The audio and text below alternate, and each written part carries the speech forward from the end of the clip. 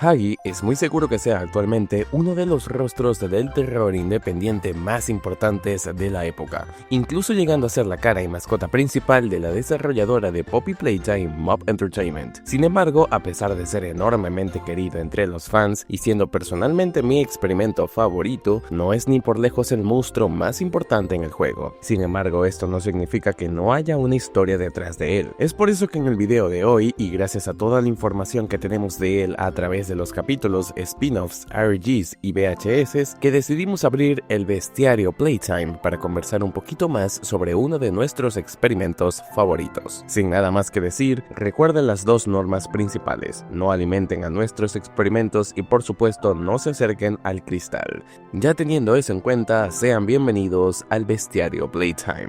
Buenos días, tardes o noches, y empecemos.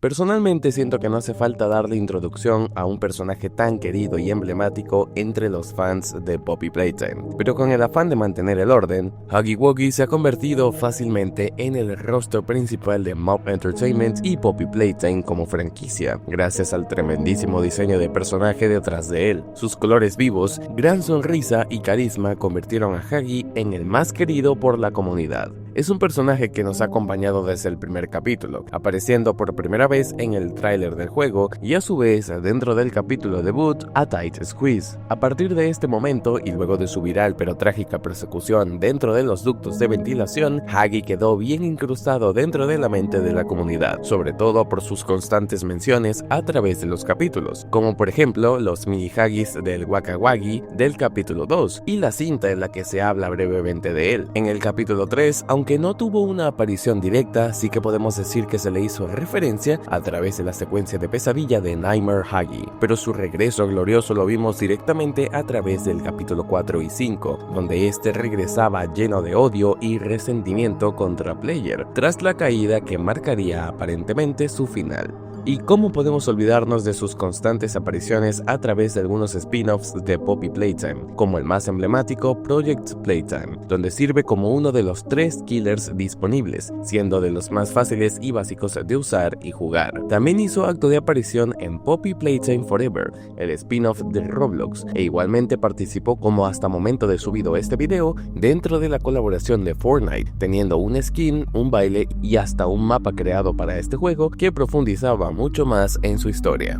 Antes de hablar de su versión de cuerpos grandes, es imperativo que conozcamos en qué juguete está basado. Huggy Wuggy es el juguete más popular, exitoso y vendido por la compañía Playtime Co., despegando su tremendísima popularidad tras su salida y producción para 1984, creado como un juguete que puedes abrazar por siempre. Es una criatura o monstruo peludo de color azul, con aspecto similar y apariencia a la de un mono, pero canónicamente se trata de su propia especie, tal y como han mencionado los desarrolladores, con brazos y piernas extremadamente alargadas y flexibles, además de una cabeza plana, ojos saltones, un corbatín azul y una enorme sonrisa. Se convirtió fácilmente en uno de los juguetes más queridos por los niños. Tiene una voz juguetona, alegre y hasta algo goofy, que podemos oír a través de sus diferentes líneas de diálogo en los cartones, y cabe destacar que también forma parte de su propia línea de juguetes, en la que participan Kissy Missy, Chum Chopkins y los Mini Wuggies, aunque no se descarta que posiblemente existan muchos más.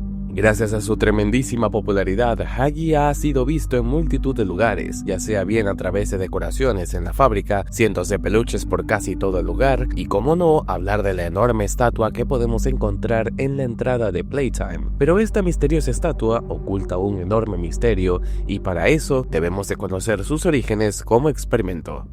Tras la muerte de Elliot Ludwig en 1989 y la toma del cargo de Leith Pierre como CEO de Playtime, él junto con el Dr. Harley Sawyer empezarían su iniciativa de cuerpos grandes en 1990. En esta época, un niño de los tantos que había dentro del orfanato Player sería escogido por el Dr. Harley para trabajar en uno de los nuevos experimentos grandes, específicamente el experimento 1170. De momento no sabemos con exactitud cuál de todos los los infantes del orfanato fue elegido, pero lo más importante es que tenemos confirmación oficial de que fue uno. Este mismo fue sometido a todas las pruebas dentro de la Game Station y posteriormente convertido en el experimento 1170, Huggy Wuggy. La iniciativa de cuerpos grandes tenía como objetivo fundamental la tarea de convertir a estos infantes en trabajadores o experimentos funcionales para tareas diferentes a lo largo de la fábrica. La tarea asignada de Huggy sería la de patrullar, cuidar y alimentarse de intrusos que entraran en la factoría sin autorización, así para proteger a los directivos de que algún investigador o fisgón descubriera los mórbidos secretos ocultos dentro de lo más profundo de Playtime. Pero para lograr esto era necesario convertir al sujeto de prueba en un experimento y hacerle creer desde un principio que siempre fue un juguete, provocando que olvide desde la raíz su verdadera identidad. Lo primero sería la extracción del sujeto del orfanato una vez terminadas las pruebas. Luego de eso, este mismo sería dormido usando el gas de catnap para posteriormente comenzar con la cirugía, en donde removerían gran parte de sus huesos, piel, carne y órganos para ser transferidos a un nuevo cuerpo de felpa. Así, combinando materia orgánica y haciendo uso del gel de amapola, moldearon tras semanas de intensos y riesgosos procedimientos quirúrgicos la transferencia completa no solo de los órganos, sino de la conciencia del niño hacia un nuevo cuerpo, Huggy.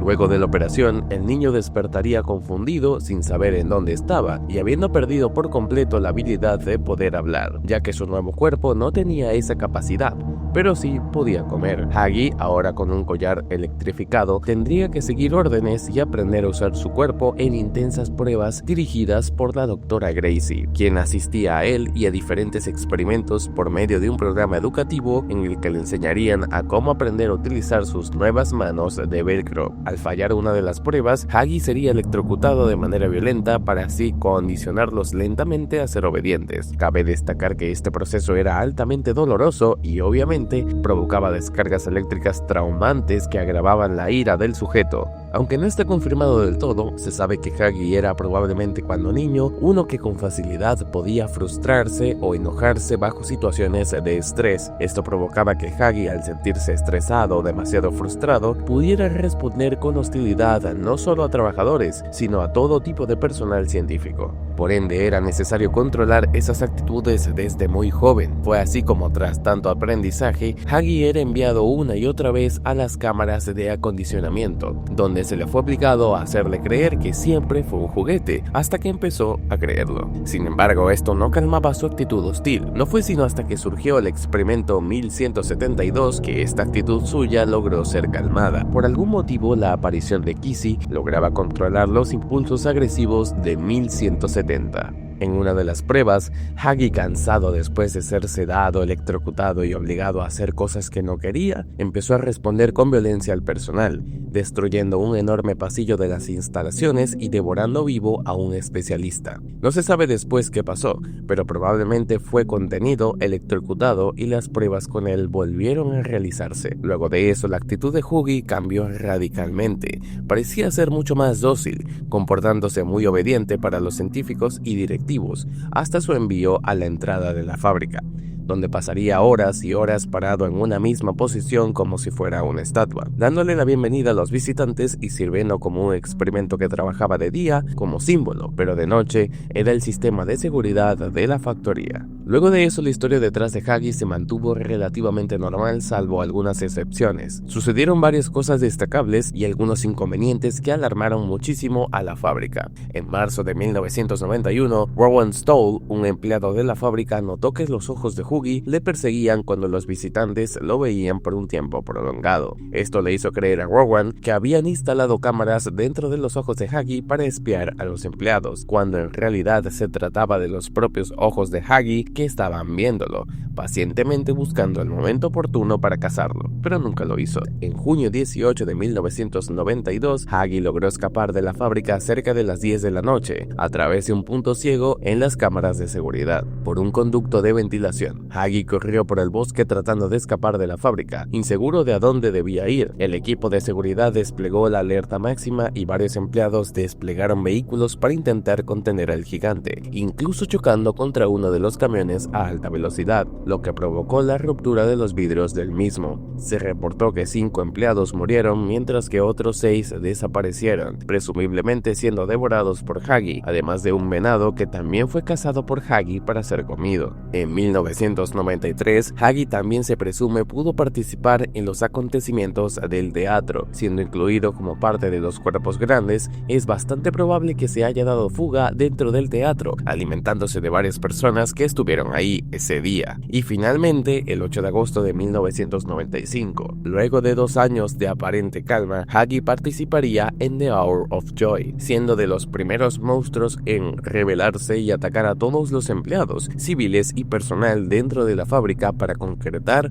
el plan del experimento 1006 y Catnap. A propósito con esto, Hagi llegaría hasta los laboratorios donde se encontraba Preston Wheeler y Jessica Newman para intentar devorar a ellos dos también. Falló en esta tarea, al menos se mantendría así hasta la llegada de Player 10 años después, luego de la carta enviada por Poppy. Ya lo demás lo hemos visto a través de los capítulos de Poppy Playtime, desde su travesía y cacería hacia el jugador en el primer capítulo y su posterior golpe y caída de cientos de metros en el silo de la fábrica. Luego de eso, Hagi se arrastraría por las ventilaciones y distintas partes de la fábrica, tal y como vimos gracias a sus manchas de sangre y pelo azul en una sección del capítulo 2, hasta su final aparición en el capítulo 5, donde fue reparado por algún extraño ayudante. Hagi nos perseguiría entonces por frustración al no poder habernos cazado antes. Durante gran parte del capítulo 5, no sería sino hasta el final de este mismo cuando pudo reencontrarse con Kissy Missy hasta ser brutalmente atacado por el experimento 1006, marcando este aparentemente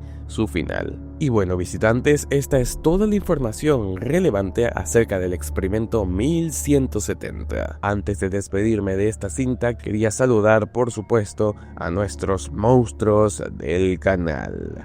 Un saludito para Nightwolf17, Diego 2704, Sujilla Sokovia, Ibidomi y Calypso Senpai. Agradeciéndoles muchísimo a ustedes por su participación y apoyo en estos videos. Nos vemos y hasta la próxima.